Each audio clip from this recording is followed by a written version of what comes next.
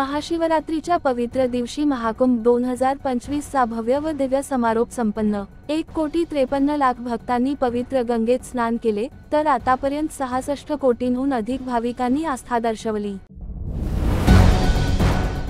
पंतप्रधान नरेंद्र मोदी आज प्रयागराजमध्ये महाकुंभ समारोप कार्यक्रमात हजेरी लावणार। स्वच्छता कर्मचाऱ्यांसह पोलीस, नाविकांचा सत्कार होणार। मुख्यमंत्री योगी आदित्यनाथही राहणार उपस्थित।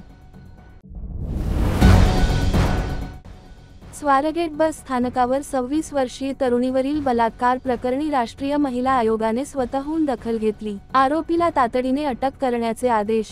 पुणे पोलिसांनी आरोपीस पकडण्यासाठी 8 पथके स्थापन केली। पुणे बलात्कार प्रकरण अत्यंत दुर्दैवी, दोषींना माफी नाही, मृत्यूदंडाशिवाय कोणतीही शिक्षा ग्राह्य नाही, अजित पवार।